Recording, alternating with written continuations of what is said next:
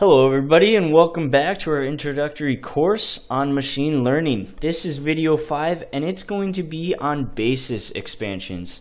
Previously I mentioned that we might talk about regularization. We're actually not going to dive into that because, well, it's really math intensive, very technical, and ultimately unnecessary for an introductory course. So we're going to save you that hardship and just talk about basis expansions, which are much more useful. Thank you for listening to this video, and this is a presentation by EDU Onyx. Alright, so what's the big idea? Well, in the past we have been using linear models. However, it's ultimately unlikely that the true function we are trying to model is actually linear in the inputs. In this video, we'll continue discussing some popular methods for moving beyond linearity. So the core idea is to augment or replace the vector of our inputs, x, with additional variables, which are going to be transformations of our inputs, and then we can use linear models in this new space of derived input features. So this is actually kind of similar to the kernel methods that we talked in the previous video when we were talking about support vector machines. However, this is going to allow us to move past that a little bit. Kernel methods were actually a replacement for a dot product of basis functions when we were mapping our inputs to a higher dimensional space so that we could separate them with a hyperplane in the support vector machine.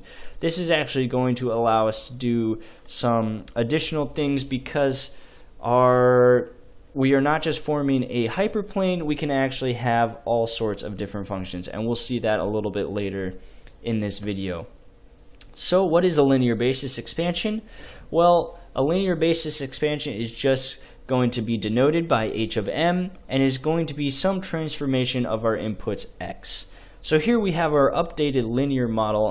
In the past we just had our beta times our inputs x, usually the transpose of our inputs x.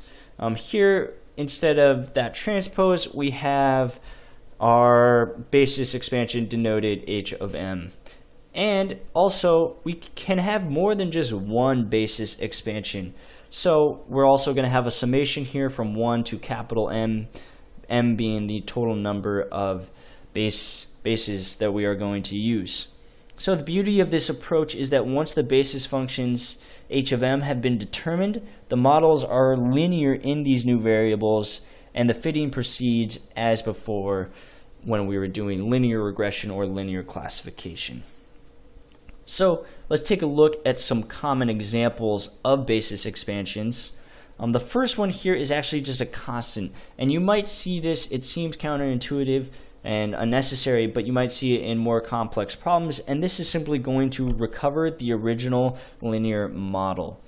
But actually the second example is the one we are going to use and see more often, is the polynomial, and this allows us to augment the inputs with polynomial terms to achieve higher order Taylor expansions. It's important to note, however, that the number of variables is going to grow exponentially in the degree of the polynomial. So it's important to keep that in mind computationally going forward. So our basis expansion here is just on the left a square. However, we can have any multiplication of our inputs denoted on the right side to achieve higher order Taylor expansions. The last example here is just a log or a square root or similar mathematical functions such as these.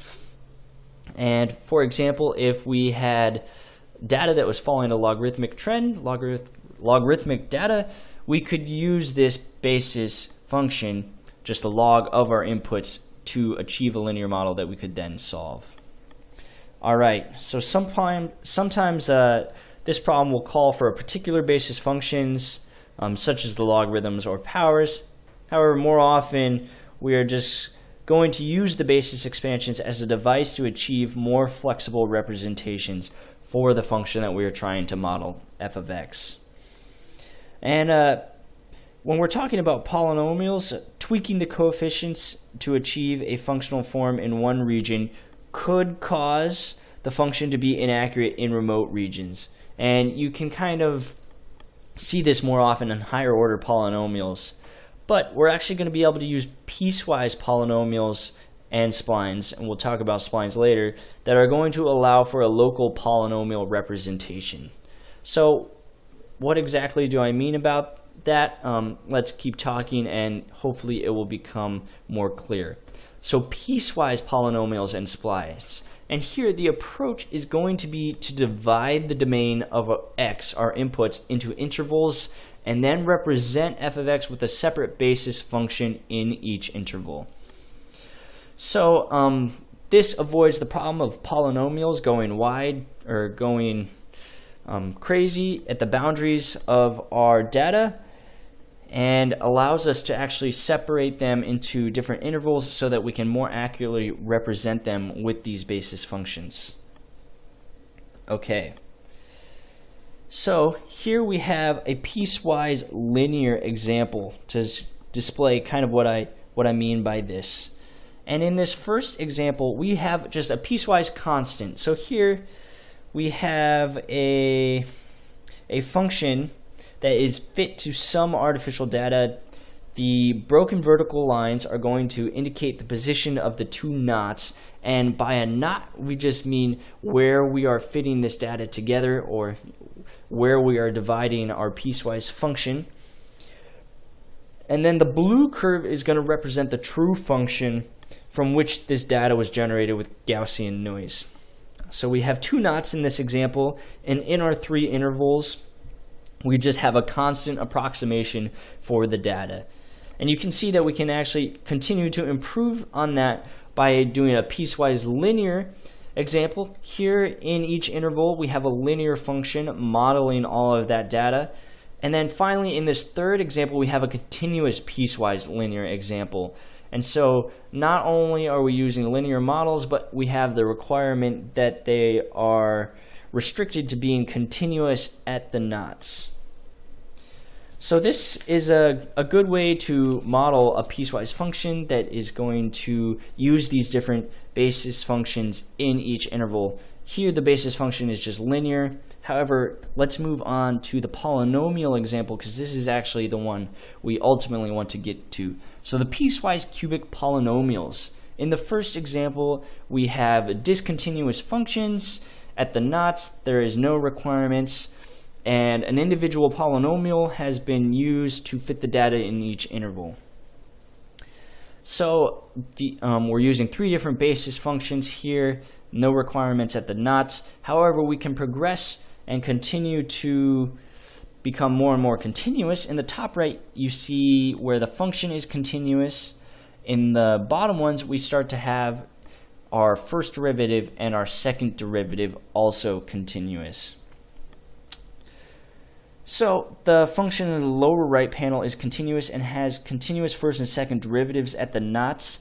This is known as a cubic spline. So as soon as we start requiring that the higher order derivatives are continuous, we get what is known as a cubic spline. It's important to note, you might hear this in other papers or textbooks, a fixed knot spline, something where we are having requirements at the borders here, are also known as regression splines. And then finally, we should also talk about the natural cubic spline. So actually, we know the behavior of polynomials fit to data trends tends to be erratic near the boundaries, and extrapolation can be inaccurate in a lot of scenarios. These problems are actually exacerbated with splines. One global polynomial is going to be more accurate at the boundaries than a piecewise cubic polynomial or a cubic spline. So a natural cubic spline adds additional constraints, namely that the function is linear beyond the boundary knots. So we only have two knots here. Those would both be the boundary knots, so it's going to be linear outside of that. And what that actually allows us to do is add more knots in the interior and actually become a little bit more accurate that way too. So we're not going to cover it much more than that, but it is important to note that if you hear the term natural cubic splines, just know that it is a linear fit outside of the boundary knots. Okay, so this is just a really quick introduction. Oh, and here we go. This is a cubic spline. Just a really quick introduction to basis expansions. You will learn a little bit more about these when we actually dive into some programming examples and we can see how using basis functions actually improves our fit. However, in an introductory course, you just need to know that they exist, and moving forward in your particular applications of machine learning, it might be necessary to dive in a little bit deeper. Well, thanks for listening. Our next video is going to be actually the important one of this unit, and that is on model selection procedures and parameters. So how do you actually decide which model is going to be the best model for your data, and how do you apply that? And along that same vein, we're going to do a Python project, which I'm actually very excited about, which is going to explore a couple of these different models and use some of those model selection procedures. So keep listening. Thanks.